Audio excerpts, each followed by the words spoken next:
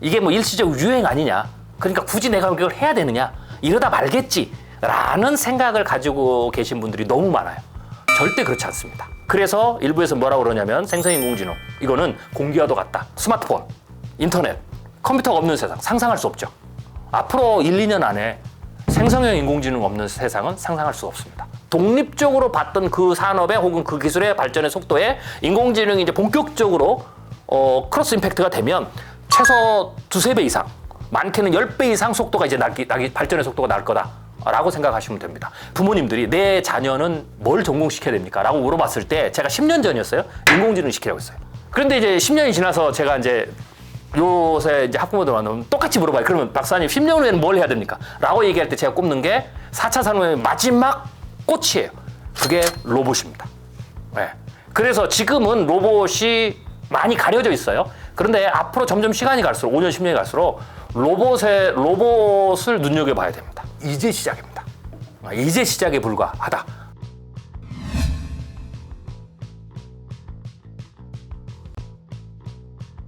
특별한 경제 강의 머니 특강. 안녕하십니까 주식 초등학교 여러분. 저는 오늘 특강을 맡은 미래학자 최윤식 박사입니다. 챗GPT와 관련해서 생성형, 정확히 이제 생성형 인공지능인데요. 여기에 대해서 제가 이제 이렇게 표현하면 조금 죄송스러운 얘기지만 너무 가볍게 이게 뭐 일시적 유행 아니냐, 그러니까 굳이 내가 이걸 해야 되느냐, 이러다 말겠지 라는 생각을 가지고 계신 분들이 너무 많아요. 절대 그렇지 않습니다. 그리고 또 하나는 이것의 이유 중, 이렇게 생각하는 이유 중에 하나가 챗GPT가 상용화를 시작한 게 2022년 11월 30일이잖아요. 그러면서 이제 확 붐을 일으켰다가 갑자기 이제 우리가 이제 대표적으로 세종대왕 노트북 사건이 나오면서 이걸 믿을 수 있냐? 거짓말 너무 잘한다. 이러면서 갑자기 식으면서 그 장벽에 딱 주면 사람들이 그냥 잊어버렸습니다. 그런데 중요한 것은 챗GPT 기술, 생성형 인공지능 기술은요, 갑자기 나온 기술이 아니에요. 거의 한 100년, 그리고 기술적으로, 압축적으로, 중심적으로 한 50년 이상 축적된 기술이에요. 그게 생성형 인공지능이고, 일반인들이 모두가 다 인공지능을 이제 나의 어떤 도구로, 혹은 나의 비서로, 혹은 나의 있는 뇌로, 나의 지능처럼 사용할 수 있는 그 실제적인 기술이 나온 게 2022년 11월 30일이에요. 이미 50년, 100년 된 기술이기 때문에요. 이미 인공지능 기술은 임계점을 통과했어요. 그래서 발전 속도가 굉장히 빠릅니다. 그래서 실제로 생성형 인공지능, 챗GPT만 들어도 대규모 업데이트가 지난 1년 동안 3번이 됐어요. 제가 이제 뭐라고 얘기하냐면, 보통은 생성형 인공지능의 지난 1년 발전은 그 이전의 기술들의 10년의 발전을 1년에 압축된 거예요. 그러니까 작년에 초에 나왔던 그런 세종대왕 노트북 사건, 이것만 생각하고 있는 분들은 10년 전에 그 일이 일어났다 이렇게 생각하시면 돼요. 네. 그래서 대규모 업데이트가 3번이 되고요. 그리고 올해부터는 경쟁 속도가 훨씬 더 빨라요. 예를 들면 방금 이제 챗GPT5 말씀하셨는데, 챗GPT5의 가장 중요한 기술 중에 하나가 추론 기능의 큰 향상이에요. 물론 이제 소라나 영상도 멀티모달이 더 강화되기도 했지만, 그런데 원래 이 챗GPT5는 작년 중반, 작년 10월부터 아마 본격적으로 오픈 AI에서 어마어마한 돈을 투자하고 업데이트 준비를 하고 이제 기술 개발을 했는데, 작년 말 올 연초까지만 해도 올해 안 나온다 그랬습니다. 올해 말이나 내년쯤. 그리고 추론 기능이 가져다 주는 이제 여러 가지 공포감들이 있기 때문에 이것의 어떤 윤리적인 문제 이런 걸 해결하면서 하겠다라고 했는데, 요 근래 들여서 말씀하신 대로 올 여름 으로 앞당겼거든요. 그러니까 처음에는 올 하반기 나온다고 그랬다가 내년에 나올 거 올해 안 나온다고 했다가 올 하반기 나온다고 했다가 다시 올 여름 나온다고 다시 바꿨어요. 이유가 뭐냐면 경쟁이 치열해졌어요. 그러니까 챗GPT가 선두주자에게 맡겨놨는데 그 다음에 이 시장이 어마어마하게 크거든요. 앞으로. 그러니까 모든 곳에 생성인공지능이 다 들어갑니다. 왜냐하면 인공지능이 인간의 삶의 모든 영역에 임팩트를 미치려면 사람하고 대화를 해야 돼요. 생성형 인공지능은 사람하고 대화하는 기술이에요. 그러니까 이 인공지능이 예를 들면 우리 카메라도 들어가고 TV에도 들어가고 탁자에 들어가고 자동차에 들어가고 스마트폰에 들어가고 다 들어간다 그러면, 로봇에 들어간다 그러면 대화를 해야 되잖아요. 그러니까 이 생성형 인공지능은 이게 인터페이스입니다. 우리가 인터페이스를 했을 때 예를 들면 이게 포털 인터페이스를 할 수 있죠. 포털과 인터페이스를 잡은 데가 이 분야에서 가장 IT 산업에서 가장 강력하잖아요. 그게 포털로 갔다가 뭐 검색으로 갔다가 SNS로 하는데 이제 생성의 인공지능, 인간과 말하는 이 인공지능 기술이 그런 역할을 해요. 그러니까 이 시장이 어마어마하다는 걸 알죠. 그래서 후발주자가 뛰어들기 시작했어요. 그 대표적인 후발주자가 구글. 네, 마이크로소프트는 아예 오픈 AI하고 그냥 손을 잡았고요. 네.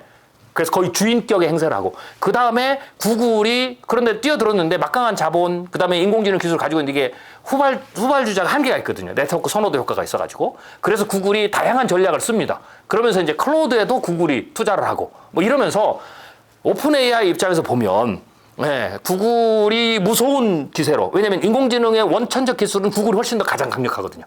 그런 데가 막강한 자본을 집어넣고 그리고 또 오픈 AI 나와서 만든 그 회사들 스타트업 창업에서 뛰어오르면 거기다 막 투자를 하고 그래서 오픈 AI를 공격하게 하고 경쟁하게 하고 그 다음에 막 인공지능의 어떤 위험성을 막 얘기하고 했던 일론 머스크도 생성인공지능 회사를 만들어서 막 투자를 하고 그거를 자기의 어떤 자기네 회사들이 만드는 로봇에도 막 이식을 하고 막 이런 것들이 생기고 그 다음에 클로드 같은 경우는 거꾸로 오픈 AI는 모든 종합적인 측면에서 다 잘하는 걸로 가는데 이 후발주자들은 특정한 주자 그 영역에서 오픈 AI를 기준으로 삼고 넘어가거든요. 대표적으로 클로드 3가 오픈 AI보다 추론 기능이 훨씬 더 낫다. 이거 치고 나온 거예요. 그러니까 오픈 AI 측면에서는 계속 선두를 가야 되잖아요. 그러니까 결국은 어떻게 되느냐? 5를 앞당기기 시작한 거예요. 나오고. 그러다 보니까 이제 오히려 어떻게 되느냐? 생성의 인공지능 분야에서 기술적 발전 속도가 굉장히 빠르죠. 물론 부작용으로 그러다 보니까 어떤 문제가 생기느냐? 윤리적 문제, 안전의 문제가 소홀히 되는 그런 어떤 현상이 이제 생기는 거죠. 그런 부작용에도 불구하고 여기에서 1등 자리를 놓치면 앞으로 다가오는 어마어마한 미래의 부를 이룰 수 있다라는 측면에서 지금 기술 속도가 빨라진다. 그렇게 봤을 때 우리가 생각하는 생성형 인공지능에 지금까지 이 많은 분들이 실망해서 덮어두고 안 썼던 그 생각에 있던 모든 부분들을 이미 상당 부분은 해소가 됐고요. 그리고 앞으로 그런 부분들은 1, 2년 안에 전부 다 없어질 것이다. 그리고 동시에 이 기능들이 굉장히 뛰어나면서 우리 일상생활에서는 없으면 안 되는 그런 어떤 기술이 됩니다. 그래서 일부에서 뭐라고 그러냐면 생성인공지능 이거는 공기와도 같다. 우리가 지금 그렇잖아요. 지금 우리가 스마트폰, 인터넷, 컴퓨터가 없는 세상 상상할 수 없죠. 앞으로 1, 2년 안에 생성형 인공지능 없는 세상은 상상할 수 없습니다. 그래서 어떤 분들은 난 절대 안 쓸 거야. 이렇게 해도 원래 스마트폰 처음 나왔을 때도 나는 절대로 스마트폰 안 쓸 거야. 뭐 전화 이런 게 최고지. 이런 분들 결국은 다 두 손 두 발 들고 아니 은행은 내가 발로 걸어가야 되지. 어떻게 이 스마트폰을 믿고 이걸 어떻게 믿고 이걸 은행 여기서 돈 거래하냐. 말 많았거든요. 결국은 다 항복하셨잖아요. 그렇게 되는 기술이 생성인공지능이다. 라고 보시면 됩니다. 일단 AI 기술은 이렇게 보면 됩니다. 3차 산업혁명은 우리가 정보통신혁명이라고 그러잖아요. 그러면 인터넷, 컴퓨터 그 자체가 산업혁명을 일으킨 거예요. 그런데 4차 산업혁명은 종류가 많아요. 분류를 굳이 나누면 인공지능, 그 다음에 미래자동차, 전기든 자율주행, 그 다음에 로봇, 뭐 이런 것들이 좀 많이 있거든요. 그런데 일단 그게 3차 산업혁명과 4차 산업혁명의 차이점이에요. 3차 산업혁명은 단일 종목 섹션 하나. 그런데 4차 산업혁명은 그게 여러 섹션. 그런데 그 중에서 우리가 인공지능을 4차 산업혁명의 중요한 섹션 중에 하나 이렇게 얘기를 하죠. 그런데 실제로 인공지능은 그러면서 동시에 어떻게 되냐면 베이스 기술이에요. 그래서 인공지능이 처음에 쭉 올라왔다가 이게 로봇과 연결되고 이게 자율주행과 연결되고 혹은 뭐 우리가 도심 항공과 연결되고 뭐 이러면서 어떻게 되냐면 이게 베이스 기술로 들어가면서 이 기술이 기존의 로봇과 연결돼서 로봇 기술을 더 빠르게 발전시키고 그러니까 인공지능이 없이 로봇 기술을 가는 것보다 몇 배 빠르죠. 제가 보기엔 한 10배 이상 빠르다 이렇게 보시면 돼요. 그렇게 해서 서로 이 크로스 임팩트를 주면서 전체의 산업의 기술들을 폭발적으로 증가시킨다. 그래서 대체적으로 기존의 우리가 로봇, 기존의 미래 자동차, 기존의 뭐 도심 항공, 뭐 그다음에 뭐 여러 요소들 있죠. 이렇게 봤을 때 우리가 기존의 그 독립적으로 봤던 그 산업의 혹은 그 기술의 발전의 속도에 인공지능이 이제 본격적으로 크로스 임팩트가 되면 최소 2-3배 이상, 많게는 10배 이상 속도가 이제 발전의 속도가 날 거다라고 생각하시면 됩니다. 그런데 이제 그 가운데서 당연히 인공지능 산업이 가장 중요한 레버리지 기술이고요. 그런 이제 우리가 눈여겨봐야 될 부분들은 지금은 이제 미래 자동차 뭐 이렇게 얘기를 하는데 미래 자동차도 사실 굉장히 커요. 그런데 미래 자동차를 굳이 말씀드리면 미래 자동차는 전기 자동차의 승부가 나지 않습니다. 미래 자동차의 최후의 승자는 자율주행 자동차에서 최후 승자가 난다. 이렇게 보시면 되고요. 앞으로 5년에서 10년 정도를 봤을 때 눈여겨보셔야 될, 뭐 특히 투자자 입장에서 지금 뭐 인공지능이 막 대세고 전기 자동차가 굉장히 중요하고 거기에 따라서 뭐 2차 전지 이렇게 중요하지만 오히려 5년, 10년을 본다면 제가 10년 전에 많은 학부모들 제가 일반인들 가끔 만나거든요. 학부모들이 이제 부모님들이 내 자녀는 뭘 전공시켜야 됩니까? 라고 물어봤을 때 제가 10년 전이었어요. 인공지능 시키라고 했어요. 한국 인공지능 가르치는 데도 없는데요. 그건 어쩔 수가 없습니다. 교육 환경이 가장 늦으니까. 그렇지만 앞으로 10년 후가 되면 인공지능을 전문적으로 공부했던 인력을 기업들이 찾아서 헤맬 겁니다. 그래서 지금은 전 세계를 뒤져서라도 혹은 인공지능이라고 타이틀이라도 걸린데라도 그때 무조건 하셔야 됩니다. 그럼 10년 전이니까 한 10년이나 닥터가 됐을 거 아니에요. 지금 인공지능 분야에서 특별히 이번에 오픈 AI라든지 지금 생성형 인공지능이 붙었잖아요. 생성형 인공지능 분야에서 닥터를 따거나 그 다음에 그 분야에서 7, 8년 동안 아주 숙련된 경험을 가지고 있는 분들은요. 미국에서 연봉이 300만 불에서 시작합니다. 네. IT만 들어가도 30만 불에 시작하거든요. 실리콘밸리에서 10배입니다. 그런데 이제 10년이 지나서 제가 이제 요새 이제 학부모들 만나면 똑같이 물어봐요. 그러면 박사님 10년 후에는 뭘 해야 됩니까? 라고 얘기할 때 제가 꼽는 게 4차 산업의 마지막 꽃이에요. 그게 로봇입니다. 네.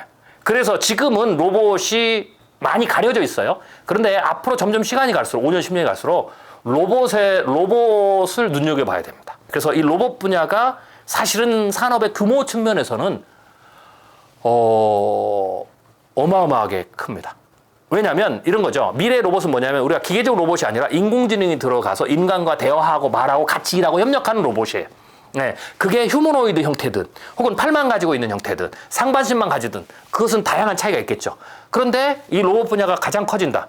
그 이유는 뭐냐면 모든 사물이 로봇화가 됩니다.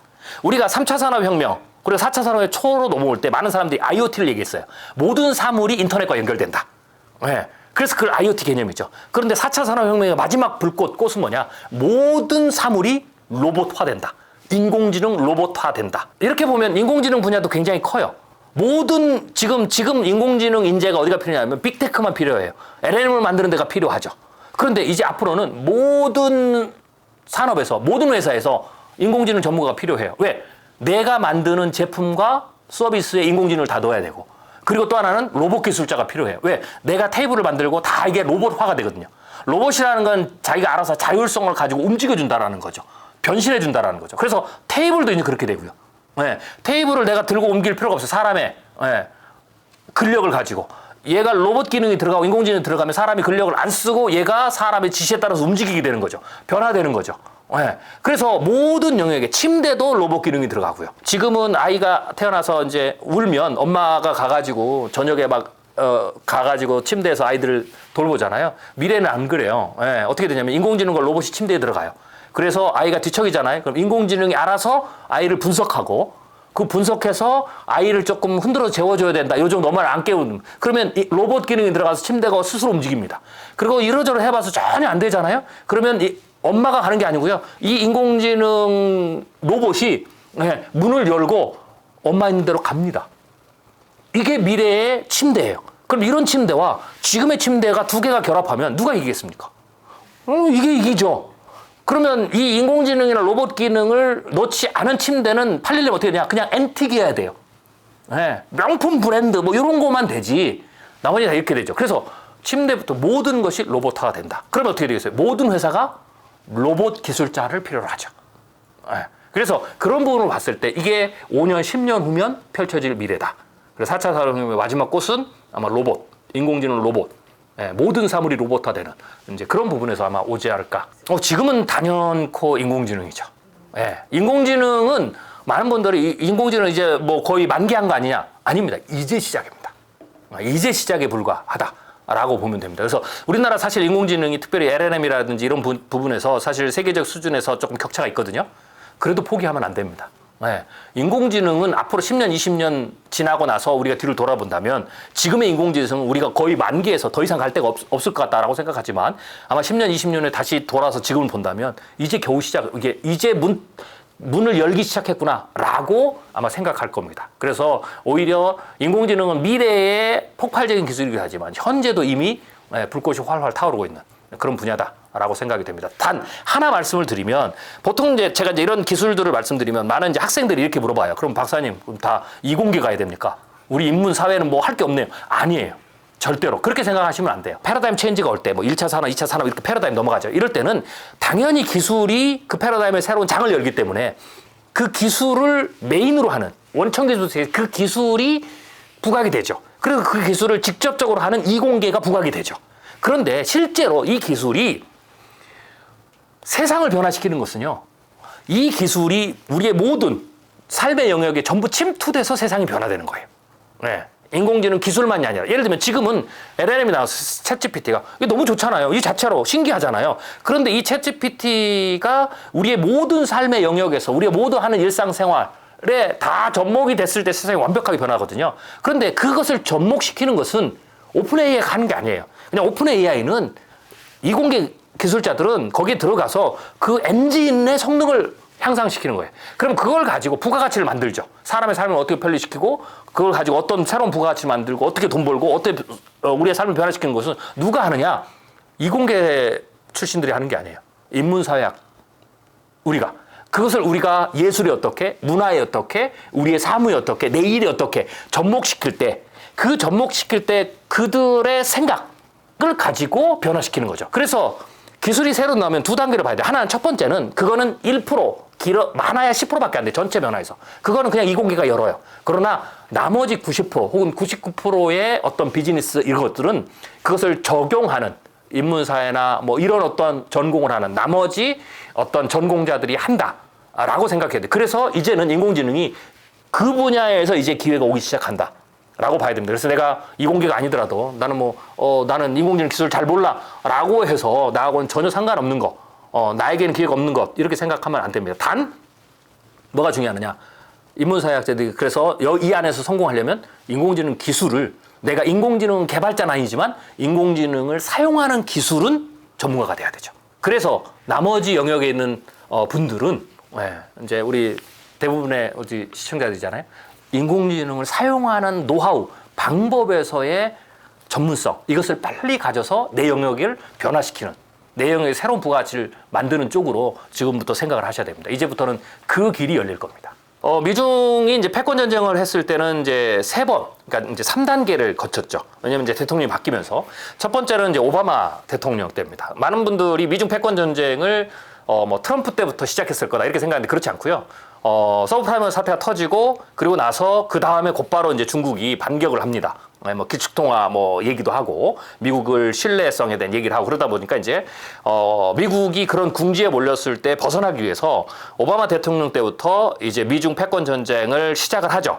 사실은 드러나질 않았어요. 그런데 이 오바마 대통령은 그래 제가 말하면 은근한 패권 전쟁 혹은 은근한 무역 전쟁 이렇게 얘기를 하죠. 그런데 이제 그런 기간을 좀 지나고 트럼프가 대통령이 되면서 트럼프의 스타일이 있잖아요.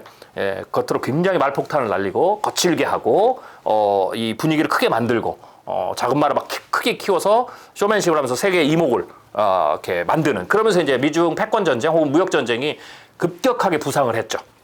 그게 이제 두 번째 라운드고요. 세 번째 라운드가 이제 바이든. 근데 바이든은 트럼프하고는 좀 다르죠. 조금 더 진중하고 차분하지만 사실은 그래서 겉으로 보이는 미중 패권 전쟁은 약간은 조금 강도가 좀 낮아진 이제 그런 측면으로 보이죠. 그러나 저는 뭐라고 평가하냐면 훨씬 더 세졌다. 왜냐하면 트럼프 같은 경우는 기질상 겉으로는 크게 말폭탄을 주고받지만 트럼프는 비즈니스맨이었거든요. 그래서 뒤로는 실리 추구를 했어요. 그래서 중국하고 서로의 약점은 건드리지 않고 서로 주고받죠. 그래서 사실 트럼프 대통령 때는 미중 간의 무역 거래가 굉장히 물밑에서 많았습니다. 그런데 바이든 대통령은 특히 이제 바이든 대통령 민주당은 명분이 되게 중요하거든요. 그래서 중국이 가장 민감하게 생각하는 인권 문제, 노동 문제, 그리고 대만 문제를 다루기 시작한 거예요. 그것을 미중 패권 전쟁에 굉장히 중요한 걸 끌고 들어왔죠. 그게 이제 바이든 대통령의 1라운드거든요. 그래서 실제로는 겉으로는 트럼프 대통령보다 말폭탄은 덜 날리지만 실제로 미중과의 관계는 가장 악화된 그런 상황이 됐고, 그래서 지금 사실 대만을 두고 미중이 전쟁을 할 거라는 그런 어떤 시나리오는 트럼프 때 나온 게 아니에요. 이런 바이든의 정책 때문에 나온 거였던 거죠. 그래 이제 후반으로 넘어가면서 어떤 문제가 있냐면 이제 반도체가 부상을 하면서, 왜냐면 반도체가 이제 앞으로 이제 미래의 4차 산업혁명이라든지 그 다음에 난 5차 산업혁명 이런 걸 봤을 때 뭐 자율주행, 로봇, 인공지능, 뭐 바이오, 나노 이게 쭉 나오는데 우주산업까지요. 그런 측면에서 반도체는 굉장히 중요한 그런 어떤 이제 그 산업이고, 그게 국가의 어떤 전략적 요소로 올라가니까 반도체를 누가 주도하느냐, 그리고 반도체 기술의 격차가 결국 국가의 군사부터 시작해서 산업 전체까지 격차를 만드는 가장 중요한 레버리지 포인트니까, 그거를 이제 기술 전쟁, 기술 경쟁을 다루면서 이제 물 밑에서 수면을 딱 끌어올린 거죠. 그러면서 우리가 이제 지금 아는 반도체 전쟁이라는 그런 형태가 이루어졌고, 미국은 그것을 가지고 정치적으로는 중국을 견제하지만 또 실제적으로는 미국의 어떤 산업, 미국의 반도체 산업들의 어떤 부흥을 꾀하는 여러 가지 수단으로 지금 사용하고 있다라고 봐야 될 것 같습니다.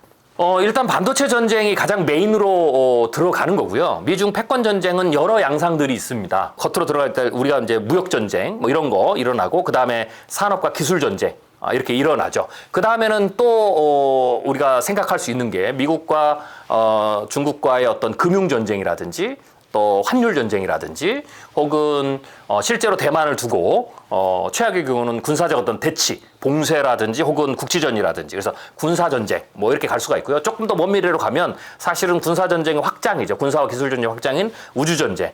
뭐 이런 것들이 나타날 수 있죠. 이 말은 뭐냐면 미중 간의 패권 전쟁, 뭐 정확히 얘기하면 전 세계 1위의 패권국이 있는데 거기에 끊임없이 도전국이 나오거든요.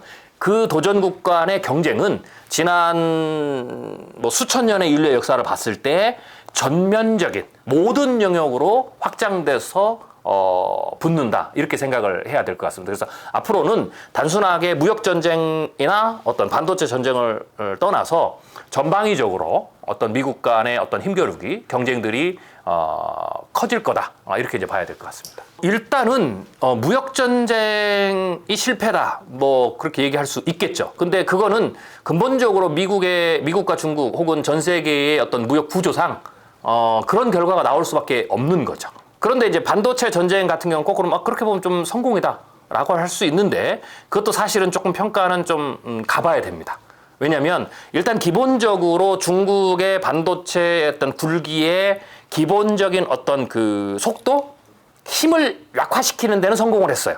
그렇게 봤을 때는 성공이라고 얘기할 수 있죠. 그렇지만 그게 중국의 반도체 혹은 그걸로 인해서 중국의 어떤 경제나 산업을 무너뜨릴 수 있느냐, 저는 불가능하다고 봅니다. 결국은 속도를 늦추는 것뿐이지, 결국은 중국도 여러 다양한 측면에서 반도체, 자기네들이 필요한 반도체의 어떤 그 기술력, 산업법은 충분히 올라올 수 있다, 이제라고 봐야 되겠죠. 그리고 또 그러면 미국이 그런 측면에서 그 글로벌 반도체 공급망의 재편에서, GVC 재편에서 성공했느냐? 사실 그것도 아니에요. 오히려 중국을 막 때림으로써 어떤 일이 벌어졌냐면, 중국을 더 이상 떼어낼 수는 없겠구나, 처음 생각처럼 이제 그걸 오히려 알았다, 이렇게 봐야 되겠죠. 반도체 공급망에서 중국을 빼고서는 이게 존재할 수 없다라는 것을 또 알았기 때문에, 그런 측면에서 미국이 또 성공했느냐, 그것도 또 퀘스천이고요. 반도체 전쟁을 하면서 미국의 뭐 우리나라도 가서 미국의 공장을 짓고 뭐 이러는데, 그런 측면에서 미국의 반도체의 어떤 하이라키 어떤 회복, 혹은 반도체 생산 어떤 시설의 어떤 그 일어설 수 있는 어떤 발판을 마련하긴 했지만, 그것도 사실은 이제 시작이 불가하죠. 그게 성공했느냐 안 했느냐 결과는 어디까지 가봐야 되냐면, 지금 우리나라가 가서 뭐 메모리 반도체 공장을 짓고 막 하는 부분들에 있어서 그들이 이제 반도체 생산 공정이 뭐 한 단계, 두 단계 바뀔 때마다 그때마다 지속 가능한 시스템을 구축할 수 있느냐. 그러니까 공장 짓는 게 문제가 아니고요. 공장 지었다가 생산성이 안 맞으면 공장 문 닫아야 되거든요. 그러면 오히려 큰 손해죠. 그래서 그런 어떤 시스템이 구축돼서 움직일 수 있느냐를 봐야 되겠죠. 그래서 그런 측면에서도 뭐 절반의 승리 정도? 그러나 좀 미래는 좀 가봐야 된다. 최소한 미국이 반도체 현재 전쟁에서 반도체에 그간 못했던 가장 중요한 게 생산 시설이거든요. 왜냐하면 지금 미국에서 사용하는 반도체 혹은 미국 기업들의 어떤 그 부분의 반도체 생산의 80%가 아시아에 있거든요. 그러니까 미국이 그걸 이제 그 미국 본토로 좀 옮기기를 원하는 거거든요. 물론 이제 그 뒤에는 이제 숨은 게 있는데 우리는 많은 분들이 이게 막 미중 패권 전쟁의 측면에서 미국 정부 백악관이 막 주도한다 혹은 의회가 주도한다라고 생각하는데 틀린 말은 아니에요. 겉으로는 그렇지만 실제로는 특히 이 반도체의 공장에 있어 생산 시설에 있어서 미국으로 이전을 가장 뒤에서 조정하는 것은 미국 반도체 산업협회입니다. 그리고 실제로 미국 반도체 산업협회가 반도체법이라는 게 있잖아요. 우리 반도체 지원법. 이것도 그들이 로비를 해서 만든 거고요. 그리고 이 미국 반도체 산업협회를 전체적으로 주도하는 이 사람이 인텔의 CEO예요. 그리고 실제로 지금 인텔의 CEO가 가장 많은 지원금을 받았잖아요. 그래서 이들이 언제부터 이 작업을 했냐면 트럼프 때부터 했어요. 네, 트럼프 때부터 계속 로비를 해서 명분이 뭐냐. 미국에 필요한 반도체 생산이 80%가 아시아에 있는데 이게 아시아가 지정학적으로 되게 위험하다. 그러니까 미국으로 반도체를 옮겨야 된다. 막 이러면서 계속 압력, 로비를 넣으면서 작업을 했죠. 그래서 이제 그런 부분들이 지금 결과로 나타난 거죠. 그런데 이제 그런 부분들이 과연 성공할지 안 할지는 이제 조금 더 가봐야 되는 그런 어떤 측면들이 있습니다. 그래서 이거를 우리가 미국과 중국의 패권 전쟁, 뭐 그래서 무역, 반도체 뭐 여러 가지가 있지만 우리가 눈에 보이는 그런 형태로만 보기보다는 좀 더 심층 구조를 보는 것이 우리가 이 현재 상황을 이해하는 데 좀 더 깊고 넓은 통찰력을 발휘할 수가 있죠. 투자자 입장에서 미중 패권 전쟁의 어떤 그 힘에 대해서 우리가 어떻게 이해해야 될지를 뭐 간단히 좀 말씀드리면 사실은 미중 패권 전쟁의 어떤 그 변화들은 우리 투자자 개인도 마찬가지고 뭐 우리나라 기업도 마찬가지고 사실 우리나라 정부도 어떻게 손써볼 수가 없는 문제입니다. 우리가 뭐 개입을 해서 그 힘을 늦춘다든지 방향을 바꾼다든지 이런 걸 할 수가 없는 거죠. 그래서 어떻게 보면 우리는 그냥 지켜봐야 되는 그런 상황이죠. 그럼에도 불구하고 우리가 이제 이 얘기를 나누는 이유는 결국은 이 요소들이 우리 투자 시장에 영향을 미치니까 이 요소들의 어떤 기사들이 나왔을 때 혹은 그 요소들의 어떤 흐름이 어떤 그 중대한 변화가 왔을 때에는 그 부분들을 관심을 가지고 좀 생각을 해봐야 되는 거죠. 그래서 관심적인 측면에서 이제 굉장히 중요하다라고 이제 볼 수가 있는 거고요. 또 하나는 이런 게 이렇게 되는 거죠. 우리가 이제 투자 시장이라고 봤을 때 투자 시장에 영향을 미치는 요소들을 보면 내부적 요소와 외부적 요소 이렇게 나눌 수가 있어요. 우리 국내에서 일어나는 요소, 그게 뭐 국내 정치든 국내 어떤 경제든 뭐 이런 부분들이 있을 수가 있고 또 하나는 글로벌 정세든 글로벌 정치든 경제든 이렇게 있죠. 근데 제가 지금 말씀드리고 싶은 거는 아무리 한국 주식이라 할지라도 그리고 아무리 한국 시장이라 할지라도 국내적 요소보다는 특히 큰 흐름의 방향, 대세 상승이냐, 대세 하락이냐 라는 부분들 혹은 굉장히 지루하게 가는 박스장을 뚫고 가느냐 이런 부분들은 사실은 그 요소는 국내에서 만들어지지 않고 국외의 요소가 있다는 거죠. 그래서 앞으로는 나는 뭐 국내 주식을 사고 있으니까 나는 뭐 미국이 어떻게 되든 혹은 뭐 지금 뭐 이란 전쟁이 어떻게 되든 뭐 이란과 이스라엘의 관계가 어떻게 이거 뭐 상관없다라고 생각하시면 절대 안 됩니다. 오히려 해외 우리나라 밖에서 일어나는 요소들을 더 집중적으로 보셔야 된다. 왜? 그 힘이 더 크기 때문에 라는 거죠. 그래서 그런 측면에서 조금 미중 패권 전쟁도 생각을 하면 우리가 관심을 가지고 볼 필요가 있다라고 생각이 되겠죠. 일단 미국의 이제 차이점이 있습니다. 정치가. 우리나라는 뭐 좀 안타까운 일이지만 정권이 바뀔 때마다 정책 변화가 굉장히 크잖아요. 예. 그런데 예를 들면 심지어는 국익과 관련된 부분도 정책 변화가 큽니다. 근데 미국은 민주주의가 훨씬 더 오래된 나라잖아요.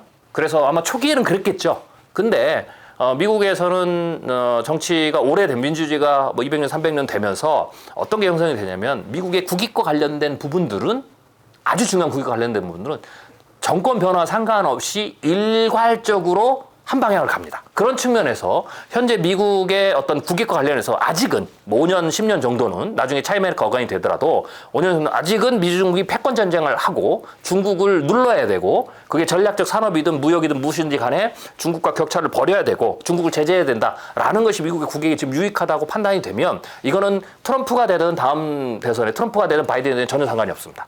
이게 이제 미국을 바라볼 때 굉장히 중요한 거고요. 단 무슨 차이가 있느냐? 물론 차이는 두 가지가 있는데요. 하나는 민주당과 공화당 혹은 뭐 대통령의 차이에서 각각이 자기네들의 어떤 그 정당이 가지고 있는 어떤 그 뭐 이데아들이 있어요. 네. 그것과 관련해서 예를 들면 민주당 같은 경우에는 예를 들면은 뭐 인권이라든지 뭐 이런 부분들 뭐 이런 부분들의 자기네 색깔들에 의한 정책들은 차이가 당연히 나죠. 그래서 뭐 예를 들면은 가장 핫한 주제 중에 하나가 낙태에 관한 문제. 이거는 이제 민주당이나 공화당이나 서로 입장이 다르잖아요. 그러니까 이런 거는 정권이 바뀌면 확 바뀝니다. 혹은 거기에 따라서 뭐 예를 들면 대법원이라든지 뭐 이런 데서 어떤 그 누굴 임명해서 성향이 좀 바뀌는 것들은 확 차이가 나죠. 그래서 이번에는 트럼프가 되면 전반적으로 많이 바뀔 거다. 그런 부분들은. 네, 그렇게 이제 보셔야 되고요. 또 하나는 대통령의 또 특성이 있죠. 대통령의 기질마다. 그래서 트럼프 같은 경우에는 이거는 뭐 바이든이 되고 트럼프가 돼서 이게 정권이 바뀌어서가 아니라 트럼프 측면, 그러니까 아까 말씀드렸던 당의 어떤 측면에서의 변화는 분명히 바뀔 때마다 있는데 대통령의 캐릭터 측면에서는 사실은 그렇게 많이 변화되지 않지만 트럼프가 되고 바이든이 되느냐에 따라서 큰 차별이 나는 이유는 트럼프가 독특하기 때문에 그렇습니다. 그러니까 전통적인 미국의 정치인 스타일이 아니고 새로운 스타일의 어떤 경제적인 측면에서 비정치인 출신이기 때문에 캐릭터가 완전히 다르죠. 네. 그런 측면에서의 또 다른 어떤 측면들이 있다. 라고 봐야 되겠죠. 뭐 예를 들면 그래서 이제 중국의 입장에서 보면 당이 바뀌는 것은 사실 당의 입장에서 이렇게 바뀌는 것은 중국의 입장에서는 공화당이 되는 게 훨씬 낫습니다. 왜냐하면 중국의 입장에서는 가장 뼈아픈 부분이 아킬레스건이 대만의 문제하고 그다음에 인권의 문제거든요. 그게 노동하고 연결돼 있죠. 그러니까 이건 민주당이 미는 거기 때문에 민주당이 계속 가면 계속 아픈 겁니다. 왜냐면 민주당이 계속해서 대만을 지원하고 대만을 분리 독립하는데 뭐 오피셜하게 얘기 안 하지만 그 부분에 대해서 어떤 그 여지를 주게 되고 그 다음에 중국의 어떤 그 노동자 인권 문제라든지 혹은 소수민족 인권 문제를 계속 다루기 때문에 중국 입장에서는 사실 이번에 공화당이 되는 게 좋습니다. 네. 그런데 그리고 또 하나는 대통령의 기질상 바이든은 정치인이잖아요. 네. 트럼프는 비즈니스맨이고 그래서 실제로 트럼프 때 일기 행정부 때 중국은 괜찮았어요. 왜냐하면 겉으로는 정치적 쇼를 하죠. 그렇지만 뒤에서는 서로 실리적으로 주고받으니까 네, 이게 이야기가 되는 거죠. 네, 그런 것처럼 이번에 트럼프가 되면 중국의 입장에서는 오히려 더 낫겠다. 여러 면에서 오히려 뭐 제가 얘기하는 것은 거꾸로 만약에 트럼프가 되게 되면 이제 여러 요소가 있는데 예를 들면 트럼프의 스타일상 네, 비즈니스맨이니까 자기에 유리한 거 뭐 이런 거 생각하면서 대만의 문제에 대해서 다시 뒤로 발을 뺄 수가 있어요. 왜냐하면 원래 미국의 기본적인 입장은 대만에 대해서 뭐 독립을 지지하는 것도 아니고 지지하지 않는 것도 아니고 모호성 전략이거든요. 전략적 모호성인데 그걸 바이든이 깬 거거든요. 네. 트럼프는 그 뒤로 다시 원래대로 회귀해 줄 수 있는 거죠. 중국은 원하는 그것 딱뿐이에요. 대만과 관련해서. 그러면 이제 뭐가 되냐면 대만을 두고 미국과 중국이 어떤 전쟁을 한다라는 시나리오가 쭉 가라앉죠. 네. 그 다음에 또 거꾸로는 트럼프가 되면 또 우크라이나 같은 경우에도 네. 푸틴하고 그냥 비즈니스 협정을 해가지고 그냥 딱 나눠주고 끝내버릴 수도 있어요. 네. 그래서 그런 측면에서 오히려 트럼프 같은 경우에는 좀 컬러가 있기 때문에 저희 입장에서는 오히려 바이든이 연임하는 것보다 중국이 좋아하는 스타일은 트럼프가 될 수도 있다. 물론 겉으로는 무역의 관세를 더 때릴 수도 있고 반도체에 대해서 더 강하게 할 수가 있지만 기본적으로 무역 전쟁에서는 지금 1차 트럼프 행정부 때에서 중국이 꽤 선방을 했거든요. 그래서 그 문제는 크게 문제가 안 되고 반도체도 역시 뭐 바이든이 되나 트럼프가 되나 때리는 건 똑같기 때문에 중국 입장에서는 그런 부분들이 트럼프가 더 말을 세게 한다고 해서 그렇게 큰 차이는 없습니다. 오히려 그런 측면에서 실리적인 측면에서 보면 중국의 입장에서는 트럼프가 훨씬 더 낫죠. 대한민국 입장에서는 바이든이 낫죠. 왜냐면 우리는 정책이 자꾸 왔다 갔다 하니까 예, 특히 트럼프가 관심 갖는 게 북한이나 중국이기 때문에 우리 입장에서는 차라리 한 노선이 좋거든요. 근데 트럼프가 이랬다 저랬다 혹은 막 이렇게 하니까 이제 골치 아파지죠. 거기에 따라가야 되니까. 예. 그래서 우리 입장에서는 사실 우리뿐만 아니라 다른 나라 입장에서도요, 트럼프가 안 되는 게 좋습니다. 예. 근데 이제 뭐 아쉽게도 지금 트럼프가 될 가능성이 조금 더 높은 상황인 거죠.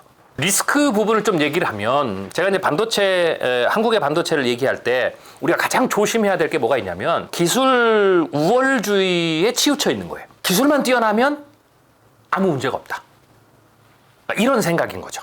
사실 우리가 기술이 뛰어나긴 하거든요. 그런데 실제로 반도체 산업의 어떤 그 변화의 역사, 혹은 패권의 어떤 그 체인지의 역사들을 보면, 기술만 가지고, 그러니까 내가 앞서가는 1등을 따라잡는 기술, 혹은 넘어서는 기술을 했기 때문에 그 국가가 1등이 되는 게 아닙니다. 기술이 필요 없다가 아니라, 우리 같은 입장에서는, 이제 반도체 선두 그룹에 있잖아요. 이런 선두 그룹에서는 기술이 뛰어난 부분들은 뭐 했냐면, 기술이 뛰어나면 그게 기본이에요. 기술이 오히려 떨어지면 그냥 본선에서 탈락하는 겁니다. 그래서 기술은 기본이다. 그러면 계속해서 우리가 우위를 유지하고 혹은 더 시장을 가지고 가는 부분들은 기술 이외의 부분, 특별히 반도체 같은 경우는 국가 전략적 산업으로 올라왔잖아요. 그래서 국제 정세라든지 산업의 체인지라든지 국제 역학적 관계라든지 지정학적 문제라든지 그다음에 어떤 기술 폭풍 리스크라든지 이런 다양한 측면들을 고려해야 된다라는 거죠. 그런데 그것을 고려하지 않고 단순하게 기술만 우리가 뛰어나면 우리의 반도체 산업의 미래는 굳건할 것이야 라는 생각이 일단 가장 위험하다, 이렇게 봐야 되겠죠. 우리가 잘 아는 대로 반도체는 미국이 만들었잖아요. 그리고 나서 이제 일본이 미국의 산업을 빼앗아 오면서 일본이 반도체 1위가 됐단 말이죠.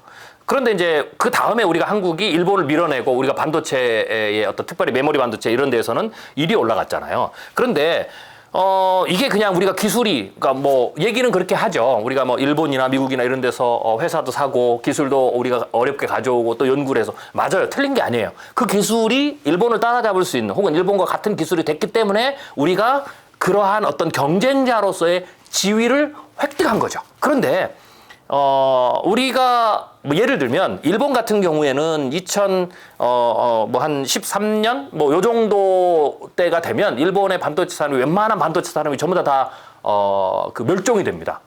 네. 그런데 거꾸로 이렇게 생각해 보면 일본 입장에서 보면, 그럼 한국이 기술력이 좋아서 우리가 반도체 산업 다 내줬느냐? 아니에요. 일본이 반도체 산업을 한국에 내줄 때는 몇 가지 중요한 요소들이 연관돼서 그 자리에 그걸 대체할 수 있는 한국이 나왔기 때문에 된 거예요.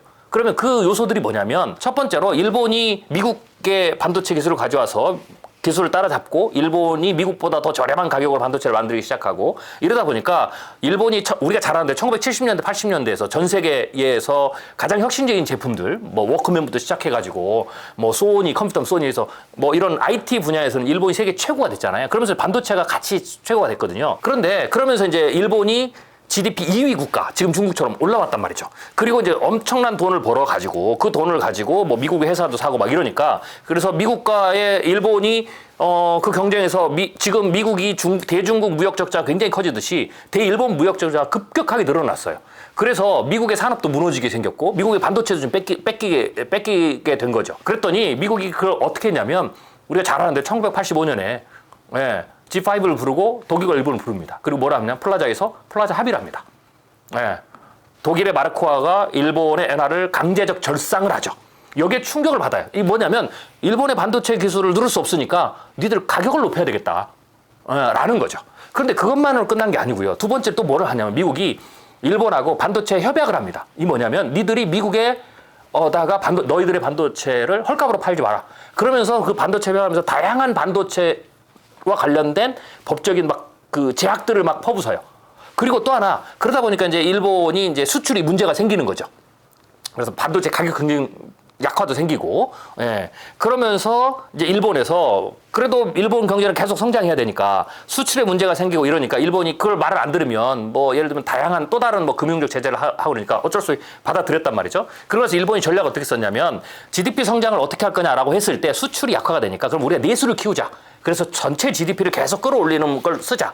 그렇게 이제 일본이 받아들였어요. 그리고는 일본이 생각을 해보니까, 그럼 내수를 키우는 방법은 두 가지가 있거든요. 하나는 일본 기업들이 일자리를 늘리고, 그리고 월급을 높여서 근본적으로 소비자들의 소비력을 키우는 거죠. 그럼 내수가 커지겠죠. 근데 문제는 뭐냐면, 지금 엔화 절상되고 뭐 압력받고 수출 떨어지고 뭐 이러니까 그게 할 수가 없는 거죠. 네. 그래서 일본이 두 번째 방법이 있는데 그게 뭐냐면 내수를 키우는 방법이 자산시장을 키우는 거예요. 주식시장을 키우고 부동산을 키우고. 그래서 소득 효과가 조금 정체될 때 자산 효과가 있어서 사람들이 막 집값이 뛰고 뭐 막 이렇게 되면 주식값이 뛰고 이러면 이제 그 돈을 가지고 소비를 늘리는 거죠. 그러면 총 GDP가 계속 늘겠죠. 일본이 후자를 선택을 합니다. 그러면서 이제 한 5, 6년간은 이게 성공이었어요.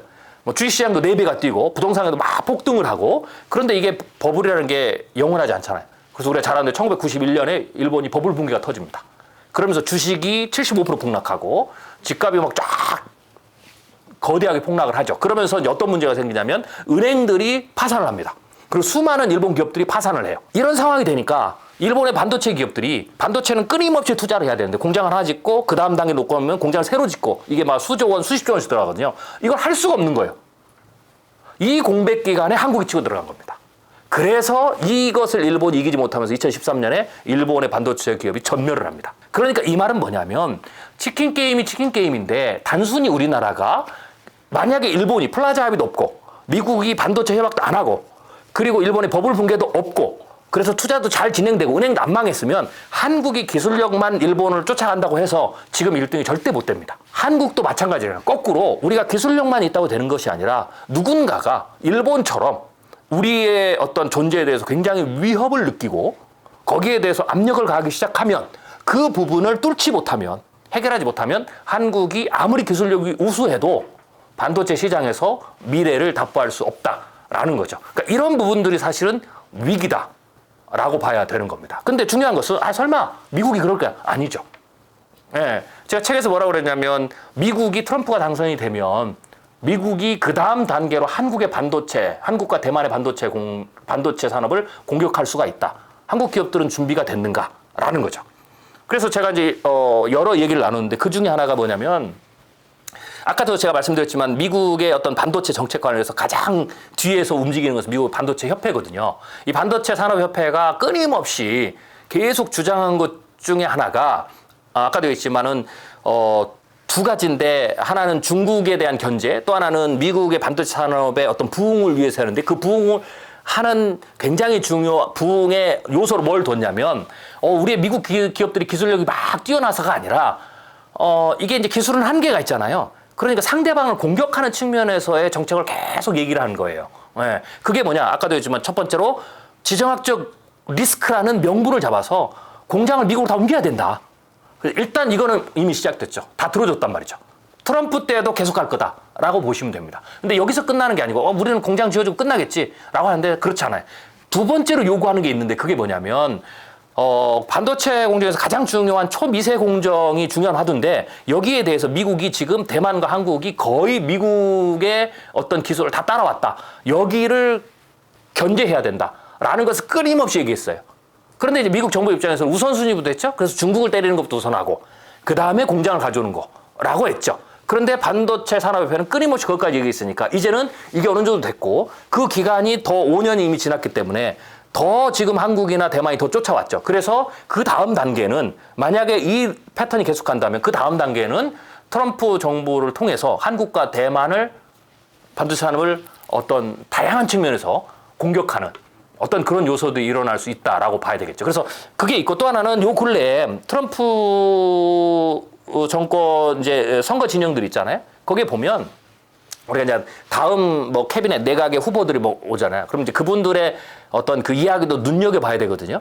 근데 요 최근에 나온 게 뭐냐면 제2의 플라자 합의를 해야 된다. 미국의 무역 경쟁력을 위해서. 라는 얘기도 나오죠. 그래서 지금 아까 얘기했던 일본이 반도체 산업에서 1위를 미끄러졌을 때의 상황에 어떤 준하는 어떤 것들이 시그널이 나온다라는 거죠. 그래서 이런 부분들이 이미 있기 때문에 우리가 그런 위기에 좀 생각을 해봐야 된다라는 거죠. 그런데 그럼에도 불구하고 그래도 우리가 기회 혹은 우리의 강점이라고 생각할 수 있는 건 뭐냐면 이제 반도체 산업은 현재 소재나 어떤 생산 공정 뭐 이런 부분에 있어서 지금 현재로는 있는 생산 공정 뭐 생산 방식이라든지 소재나 이런 거는 10년이 한계거든요.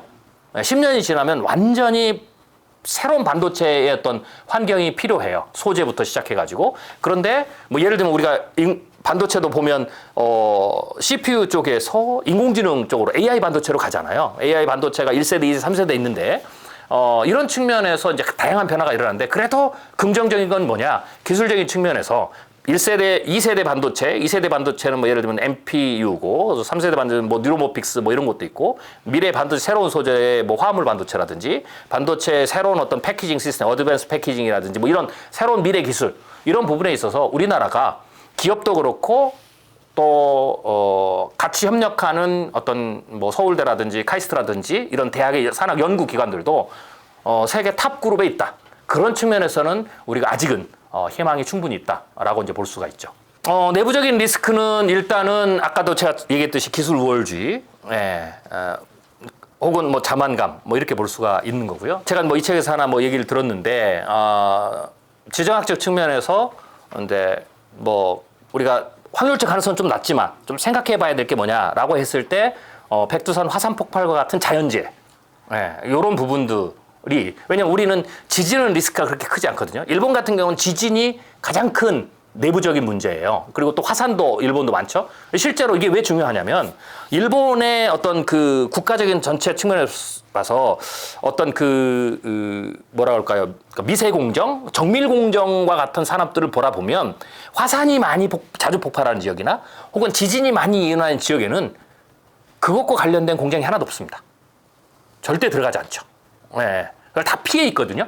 그러니까 이런 부분들이, 이 자연재해가, 그런 부분들은 어떤 미세 공정을 하고 정밀 공정을 하는 데는 굉장히 중요하죠. 왜냐하면 신뢰성이죠. 이번에도 대만에서 요 근래에 지진이 일어났잖아요. 그래서 굉장히 전 세계가 관심을 가지고 봤잖아요. 그런 것처럼 우리나라는 다행히 지진이라는 측면에서는 어떤 초미세 공정, 정밀 공정과 관련된 산업, 반도체, 특별히 반도체 산업과 같은 큰 영향이 없지만, 우리나라에 잠재되어 있는, 뭐 자주 일어나는 것은 아니지만 한 번 일어날 수 굉장히 큰 게 바로 화산이고, 그 화산이 우리나라에는 없지만 북한에는 있다라는 거죠. 그게 백두산 화산 폭발이라는 거죠. 그런데 이제 이 백두산 화산 폭발이 사실 지금부터는 굉장히 신중하게 생각해 봐야 될 이슈다라고 볼 수가 있습니다. 제가 아까 말씀드린 것처럼 우리가 이제 반도체 산업이 사실 위기도 있지만 그래도 우리가 기회고 미래에도 좀 더 긍정적으로 볼 수 있는 것은 반도체 기술적인 측면에서 그게 이제 새로운 미래 기술들인데요. 거기에 측면에서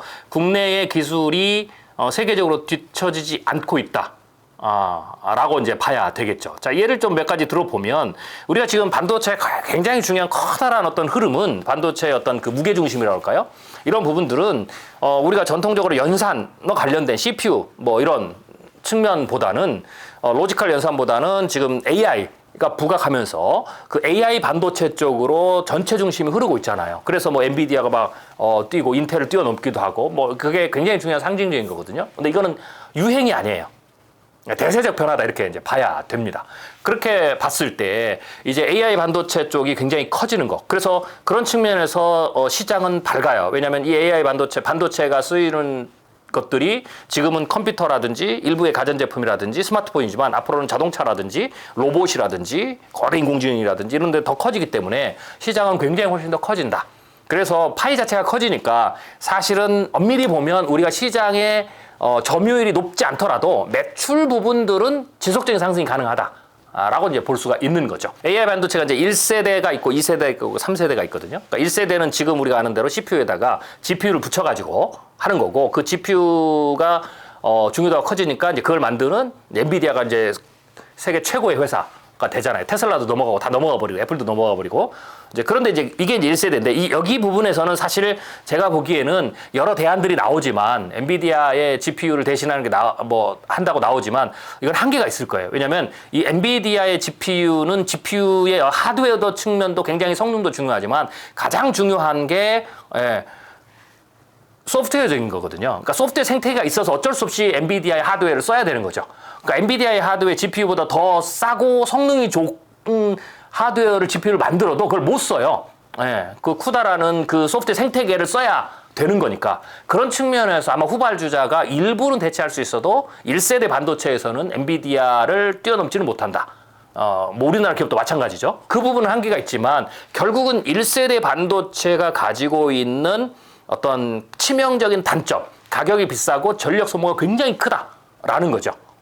그런 측면에서 전 세계 AI 반도체는 이제 2세대, 3세대로 넘어갈 겁니다. 그 이제 2세대가 뭐냐면 이제 MPU, 그러니까 뉴럴 프로세스 유닛인데요. 이건 뭐냐면 우리가 지금 인공신경망이잖아요. 인공지능 인공신경망을 쓰잖아요. 그 인공신경망을 소프트웨어적인 건데 이거를 하드웨어적으로 그대로 구현을 한 거예요. 네, 그러면 이제 지금 쓰는 GPU나 뭐 이런 부분들과 전혀 다른 어떤 새로운 게 나타나죠. 그래서 이런 어떤 이게 이제 2세대 NPU인데 그리고 이제 3세대가 있는데 이게 3세대가 사실은 인공지능의 궁극적인 반도체고요. 이 3세대 반도체 인공지능 반도체에서 미래에 어마어마하게 커지는 반도체 시장의 최후의 승자가 여기서 나타난다. 그러니까 이렇게 보면 되는데 투자자 입장에서도 엔비디아가 최후의 승자가 아니에요. AI 반도체. 이제 1세대 시작에 불과한 거고요. 그 수가 큰 거고 점점점 갈수록 지금은 그 공급에 대한 어떤 공급과 수요의 미스매치에서 엔비디아가 가격 주도권을 가지고 있기 때문에 커지지만 결국은 점점점 이게 한계에 도달할 거고 실질적인 AI 반도체의 세계 1위가 누구냐는 2세대, 3세대, 특히 3세대에 나타날 거다라고 보시면 되고요. 이 3세대의 이 AI 반도체가 바로 이제 뉴로모픽스라는 거죠. 이 뉴로모픽스는 인간의 뇌신경 구조를 그대로 구현한 겁니다. 네. 이제 거기에서 최종 승부가 난다라고 봐야 되는데요. 특히 3세대 반도체는 우리나라 카이스트나 서울대 이런 데 기술로 봤을 때 삼성도 오래전부터 우리나라 반도체 기업들도 관심을 가졌고요. 거의 10년 전부터 연구가 시작됐어요.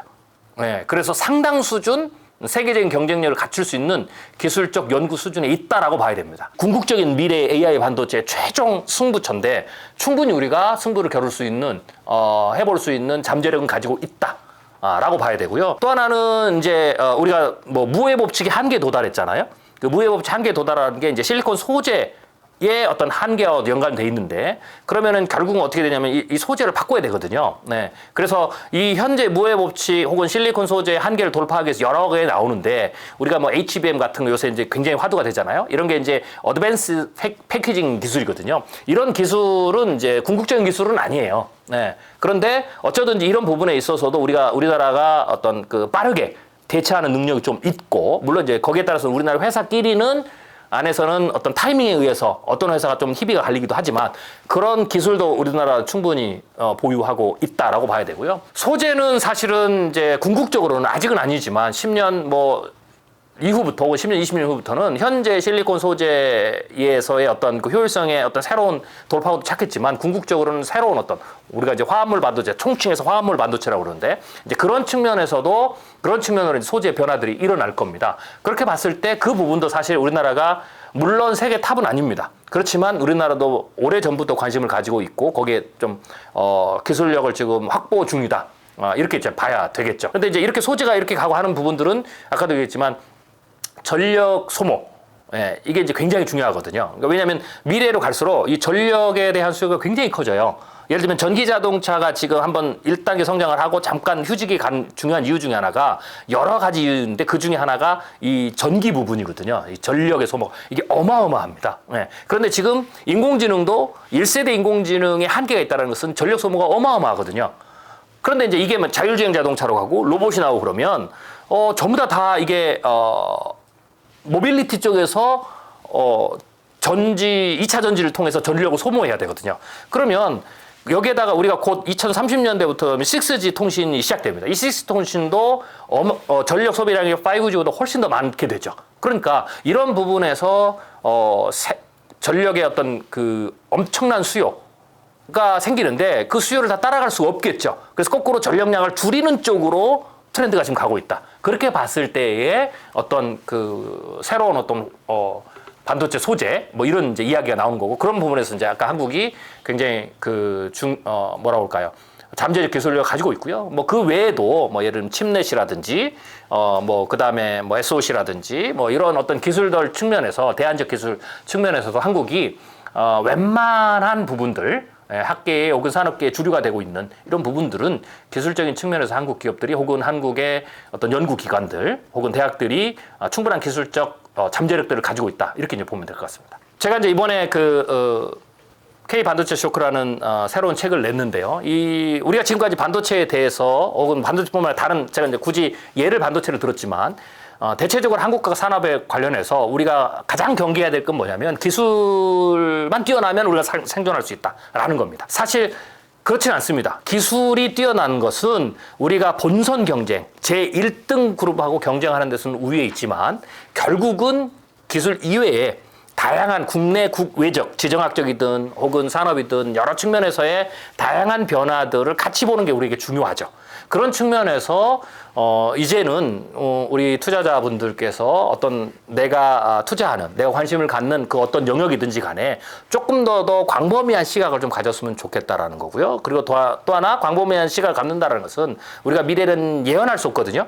다양한 관점에서 시나리오를 가지고 미리 생각해 보는 게 필요하죠. 그런 측면에서 제가 뭐 하나의 예로 반도체를 둘러싼 다양한 시나리오를 이제 이 책에서 썼던 겁니다. 그런 것처럼 여러분들이 이 책을 읽으면서 이건 반도체를 메인 대상으로 했지만 꼭 반도체뿐만 아니라 여기에서 나온 이 시나리오들은 다양한 뭐 전기차도 그렇고 그다음에 배터리 산업도 그렇고 인공지능도 다양한 산업에 같이 적용될 수 있는 부분들이거든요. 그래서 그 시나리오들을 그것과 또 연결시켜서 보시는 것은 굉장히 좋은 통찰력을 발휘할 수 있다라고 생각이 됩니다. 그래서 조금 더 국제적인 시각을 좀 가지는 여러분들이 되기를 바라겠습니다. 고맙습니다.